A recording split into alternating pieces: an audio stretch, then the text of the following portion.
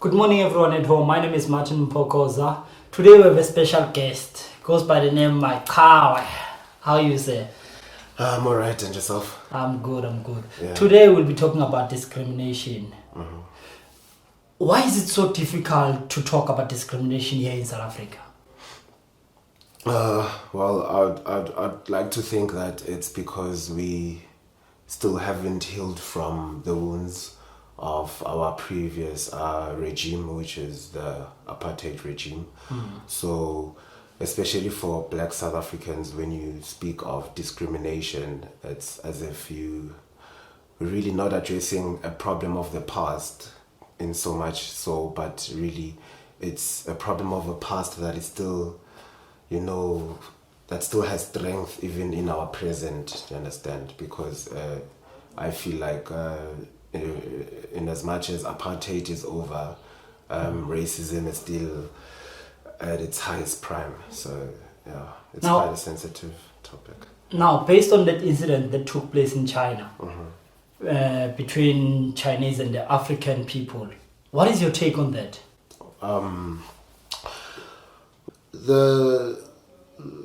We are now going through a very difficult time, with the COVID-19. Yes. This is one time that I feel we need to be united without really giving so much cognizance as to what is the skin of your color or what language do you speak. So it's a very disturbing matter, considering the fact that the virus started in China, but now the way that our fellow Africans are being treated in China, it's as if, do you understand? It's as if we are the ones that created this virus and now therefore are being punished for that. So it's really absurd that Africans have to go through such turmoil over something that is absolutely not their cause. Now, but then they were attacked just for being black. And apparently this thing has been going on for over a lot of years, just that we didn't address it. We were focusing on the black and white issue. Now it finally came out. Well, racism is not so much as white versus black or black versus white. It's exactly that. It's racism. So now, first we need to identify how many races do we have. You know? Because we've got now, especially with interracial relationships, we have mixed races. So you've got your white, you've got your black, you've got your Indian, your Chinese, and so on and so forth. So I wouldn't really speak so much about discrimination that stems from, differences in color.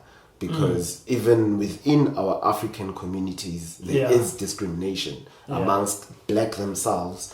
There is discriminations. I've seen recently of a lot of South African people discriminating against black people from Limpopo, as if Limpopo is another segment outside of South Africa. So discrimination really it gives birth to racism. The two are somehow connected, but they're also disconnected. So what exactly is your question? Are we talking about racism or are we talking about discrimination? Discrimination. Now, just to add on to that one, how often do you see black people attacking Chinese people here in South Africa? Racism. Okay.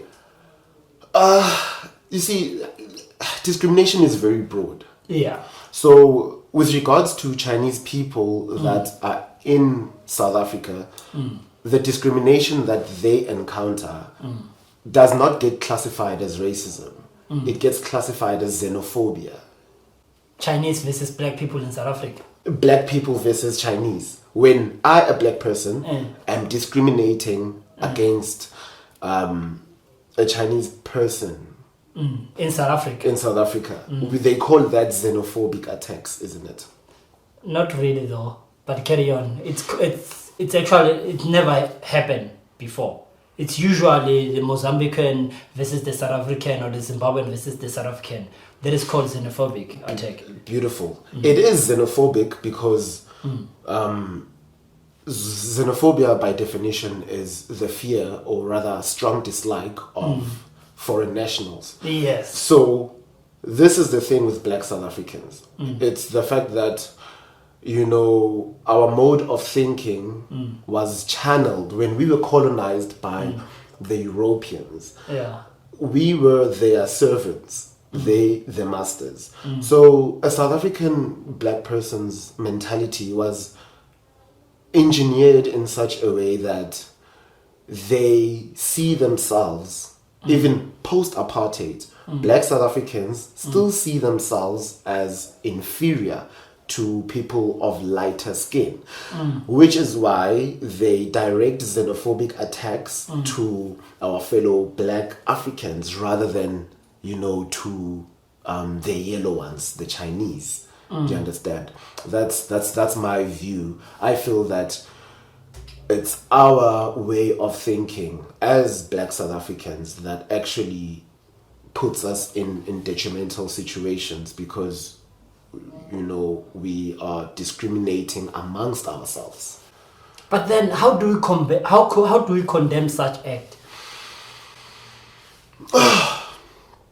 I really it's something that, you know, researchers, psychologists are suffering with. They are failing to find a solution as to how do we look at each other beyond our skin color. So as for me, I honestly do not know.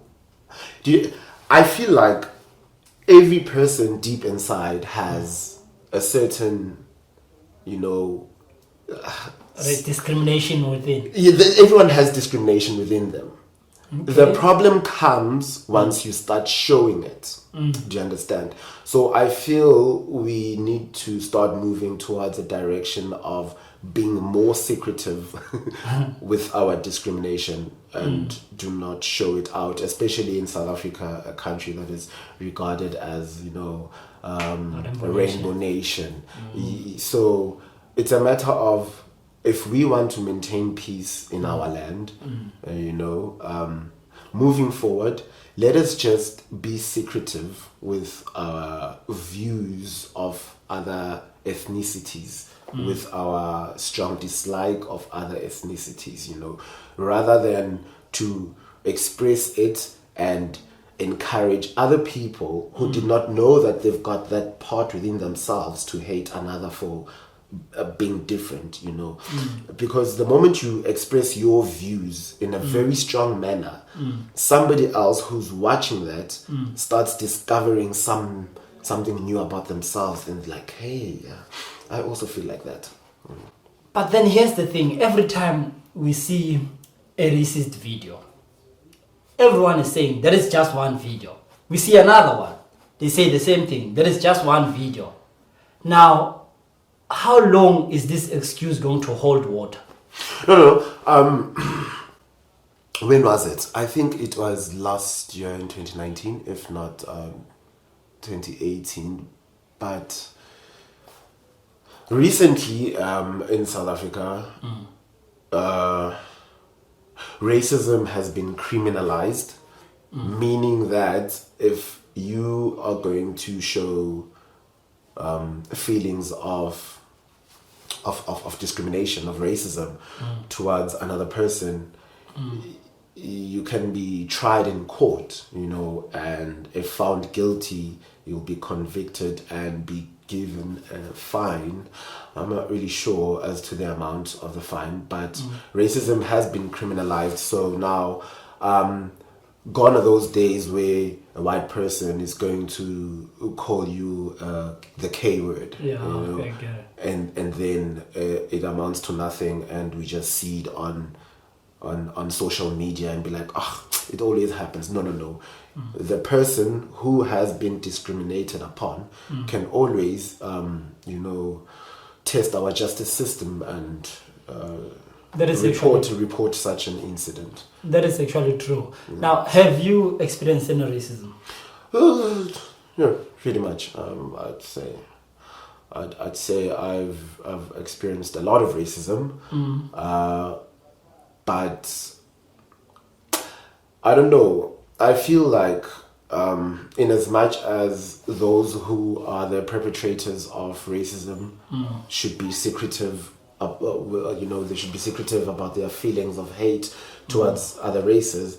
I feel like even the victims themselves should, find ways to work around it. By that I mean, do not take it as a big deal. Like me personally, if a white person calls me a kafir, I'm saying it. If a white person calls me a kafir, I wouldn't be so bothered. I'd return the favor and call them a boer, do you understand? Or call them a visitor, because ultimately that's what Julius Malema calls them. They are visitors, you understand? So I'm one person who I feel shouldn't be the yardstick of how a normal person should respond to racism. So you don't think that's gonna spark a fire? Well, I have been anticipating a racial war in South Africa, where there'll be whites on one side, blacks on one side, and then everybody just fights, like gorillas. But otherwise, I don't know. I don't think it will really break out into something big. Truth be told, in as much as we can get along, especially now in the markets, because you can't control who you trade with. I don't know. I feel like everybody must just mind their own business. So basically, you believe for an eye for an eye. Not really. Retribution is good, but I do not really believe in eye for an eye. I'm just saying that personally. Oh, personally. Personally, if a white person calls me a racist, I'd return the favor and call them a kafir. Do you understand? Okay, I get it. Yeah. And if they call me a baboon, ha, you also a baboon. You just a white baboon. Do you understand? Okay. Yeah. But honestly speaking, everything starts up here. We need to change our attitude. We need to change our behavior. We need to change our way of speaking. Do you understand? And if everyone is going to look to the next person so as to, are you doing this? No, it's not going to work. Everybody must just look to themselves and see that they are not discriminating against anybody, and see that whenever they feel discriminated upon, instead of throwing shade on social media upon the whole racial group, because not every white person is racist. True, yeah. So it's a matter of, let's learn how to react to being discriminated upon, Okay. Yeah, go through the right channels. If it's something minor, just let it pass, it's just let it pass. Take a deep breath, allow yourself not to be controlled by anger. And if it's a major incident, then of course you need to go through it, go via the right channels and actually report the incident, so that person can be held accountable for such actions. And therefore, when the whole country when the state is showing its hatred towards racism and discrimination at large, then possibly let's set an example with that particular perpetrator, and it will teach other expressive racist people to be less expressive about their racism. Okay, I get it. I get your point. Thank you very much for watching. That was my Kawe Blessed Mazibane with a different view that I didn't even expect. Do join us again on our next episode. Thank you.